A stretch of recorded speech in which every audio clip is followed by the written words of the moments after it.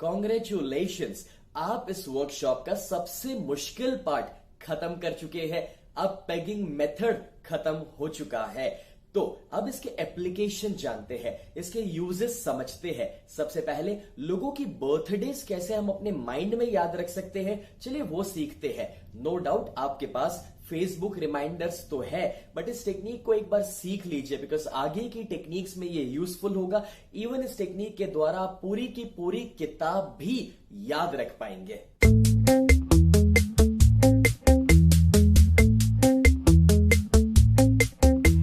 हम लोग है ना जनवरी से दिसंबर को लिंक करते हैं, ठीक है।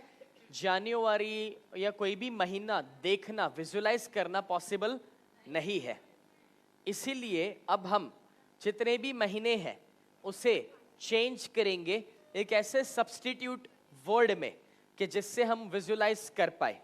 ओके दोस्तों, जनवरी महीना जब हम याद करते हैं तो तुरंत एक चीज याद आती है, that is Uttarayan, kite flying, right.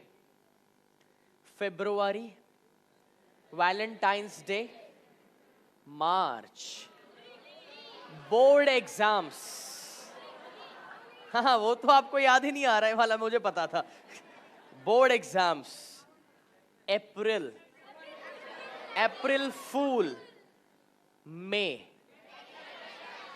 Vacation या फिर गर्मी, दो में से एक, हॉट, राइट। जून, सुनो ऑप्शन एक है जून में स्कूल्स शुरू होते हैं, या दूसरा ऑप्शन है जून का एक सब्स्टिट्यूट जून मून। प्रोनाउंसिएशन थोड़ा सेम रहता है तो ऐसे हो सकता है। ओके चलो ठीक है। July, rain, July is common for rain, right. August, independence, independence. Rakshabandhan कौन बोला? हाँ, गुड बॉय। नहीं क्या है, और 4-5 साल याद रहेगा, फिर क्या है, फिर सब उसके नियम चेंज हो जाएंगे, तो अभी ठीक है।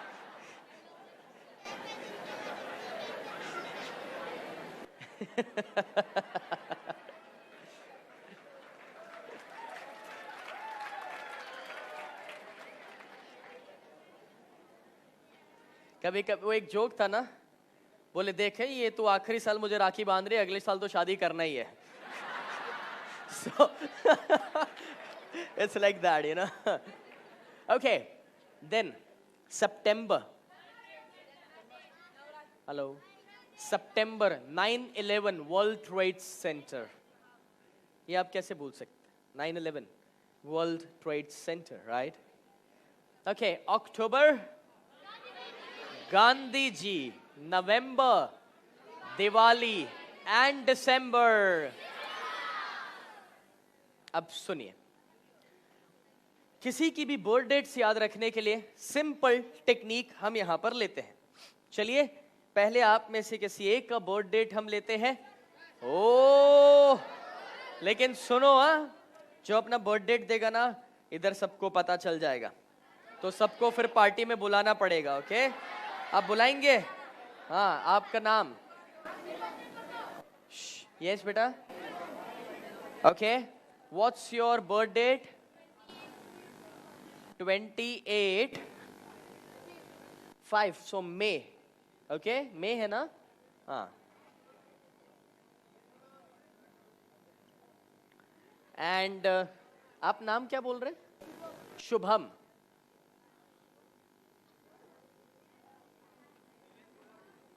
सुनिए, हमारे साथ शुभम है दोस्तों, जिनका बर्थडे है 28 मई। बैठ जाओ बेटा। अब देखो इधर, क्यों हाथ ऊपर किया आप लोग? बर्थडे आ गया ना, अभी देखो और समझो। 28 जो है उसका अपने पास पेगवर्ड तैयार है।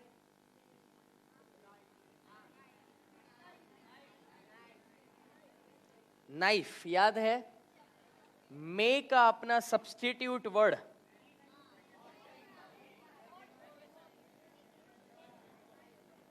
Vacation, right. अब शुभम को नाइफ को और वेकेशन को लिंक करना है, जोड़ना है स्टोरी में, और हाँ, ऐसे लिंक करो जिसमें बर्थडे या बर्थडे केक बीच में आए कहीं पर भी। यस बेटा।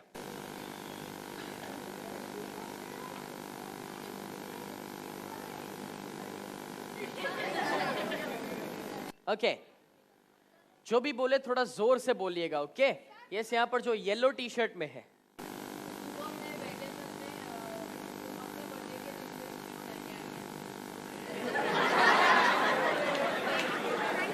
ओके, यस,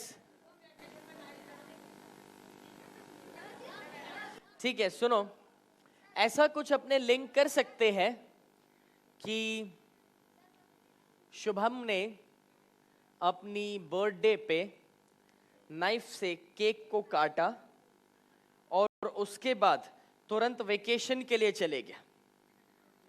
सिंपल स्टोरी है। अब अगर इसको आपने विजुअलाइज किया, शुभम को देखा कि वो नाइफ से केक काटा एंड बाद में वो वेकेशन के लिए चले गया। अब होगा ये, अगली बार जब भी हम शुभम को याद करेंगे तो क्या स्टोरी याद आएगा? नाइफ याद आएगा, तो 28 तारीख याद आएगा। फिर केक को काटा मतलब कि बर्थडे का स्टोरी है, वो अपना रेफरेंस पॉइंट है। और बाद में वो वेकेशन पे चले गया, वेकेशन यानी कि मई, राइट? तो 28 मई मिला।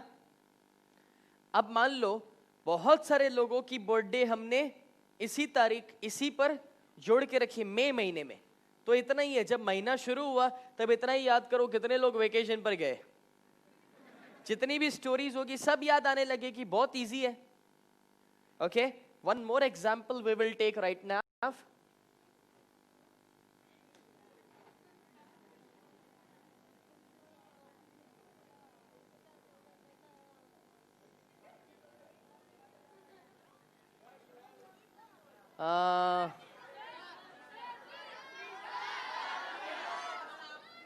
तो मैं लूंगा ही नहीं किसी का भी, मैं अपना ही देता हूं।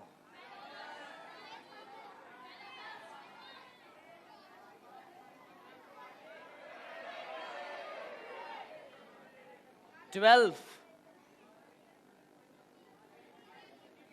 10 अगस्त। अब इंडिपेंडेंस को विजुलाइज कैसे करोगे? मुश्किल है, इसीलिए फ्लैग लिंक करें, इंडियन फ्लैग, बिकॉज इंडिपेंडेंस को तो विजुलाइज करना मुश्किल है। ओके, सो स्नेक को लिंक करो, टिन, फ्लैग और बीच में कहीं पर केक डालो। कैसे करेंगे? बर्थडे पार्टी या कुछ, केक डालना जरूरी नहीं, बर्थडे पार्टी भी चलेगा। बिकॉज देखो, एक ही इंसान के नाम पर आप ज्यादा स्टोरीज जब बनाएंगे ना तब कंफ्यूजन होगा, इसीलिए कंफ्यूजन ना हो, इसलिए बर्थडे पार्टी को देखा है स्टोरी में तो हमें हमेशा याद रहेगा कि ये स्टोरी उसकी बर्थडे के लिए है। Are you getting me? Okay, and enough, yes, बताइए।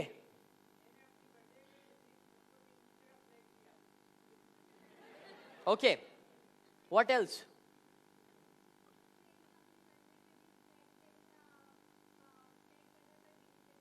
Okay fine. अब ऐसा हो सकता है जैसे कि स्नेह ने अपनी बर्थडे पर सभी को रिटर्न गिफ्ट में टिन दिया और जब लोगों ने खोला तो उसमें से इंडियन फ्लैग निकला। अब ये स्टोरी आप एक बार विजुलाइज कर ले। अब मुझे अगली बार जब भी याद करेंगे क्या याद आएगा? रिटर्न गिफ्ट, टिन यानी कि 12, फ्लैग निकला यानी कि अगस्त। Easy link, right? Okay, so enough एक काम करो, नोट पैड्स निकालिए प्लीज।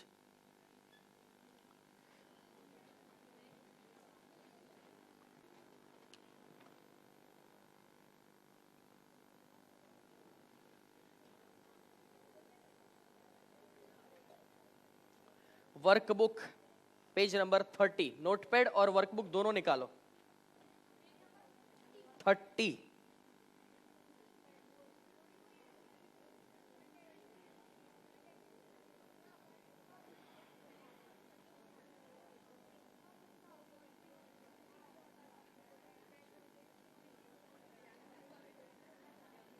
अब सुनो, जो मैंने आपको जनवरी का काइट फ्लाइंग, फरवरी का वैलेंटाइन जो बोला सब वहां पर लिखा है। 30 पेज पर। ओके, अब क्या करना है पता है? आप ना खुद की बर्थ डेट को इस तरह से लिंक करो। समझ में आ रहा है? खुद का बर्थ डेट लिखो, डेट और महीना, फिर डेट का पैगवर्ड में कन्वर्ट करो, महीने का ये जो ऑप्शन है उसमें कन्वर्ट करो और एक स्टोरी बनाओ खुद के लिए। जब हम इतनी अच्छी मेथड सीखे हैं तो क्यों नहीं अपने आसपास कोई फैमिली या फ्रेंड की बर्थडेज ले और एटलीस्ट 10 लोगों की बर्थडेज को हम याद रखें।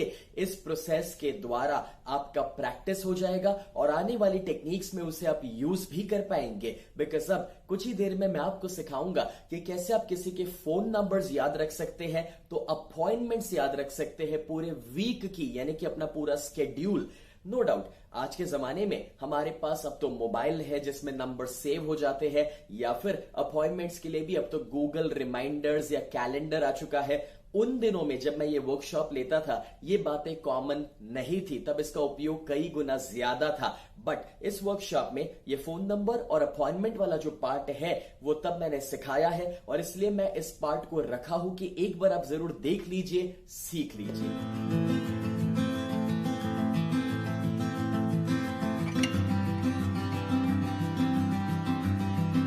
आपके पेरेंट्स आपकी बातें ना सुने तो आपके पास 3 ऑप्शन रह जाते हैं। पहला, उन पर चीखना, चिल्लाना या नाराज होना। वो उनको और नाराज करेगा और आपसे दूर लेकर जाएगा। दूसरा, बात ही ना करना, ये सोचकर कि जब उन्हें टाइम ही नहीं है मेरे लिए, फिर मैं क्यों उनको बताऊं या फिर शेयर करूं। इसमें आप उनका गाइडेंस या हेल्प कभी नहीं पा सकते हैं। और तीसरा, और वो है सही वक्त की राह देखना, कि जब वो फ्री हो। अगर वो फ्री नहीं है तो क्यों नहीं एक मैसेज सेंड कर दिया जाए या एक लेटर में अपनी बात को लिख दिया जाए, कि जिससे वो जब फ्री होंगे तब वो पढ़े और आपके साथ कम्युनिकेट करे।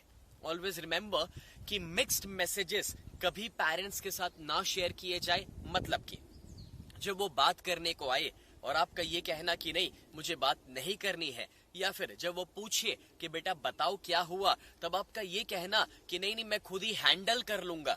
ऐसे अगर गलत मैसेजेस दे दिए तो वो चाह कर भी आपकी हेल्प नहीं कर पाएंगे। पेरेंट्स सिर्फ एक चीज आपके अंदर देखना चाहते हैं, तब वो आपकी बात सुनने को राजी हो जाते हैं, और वो सीक्रेट सिर्फ इतना है कि उन्हें अपनी मैच्योरिटी दिखाइए। जब आपके अंदर बचपनाहट दिखाई देती है उन्हें, जैसे कि छोटी छोटी बातों पर चिल्लाना, नाराज हो जाना या फिर मैच्योर डिसीजन ना लेना, तो वो एक्चुअली आपकी वैल्यू नहीं करेंगे, आपके डिसीजंस की वैल्यू नहीं करेंगे। मगर अगर आप मैच्योर हो जाए, बड़ों की तरह बात करें और डिसीजंस ले सोच समझकर, फायदा और नुकसान समझकर, तो शायद ये प्रॉब्लम कभी नहीं होगा, वो जरूर आपकी बात सुनेंगे।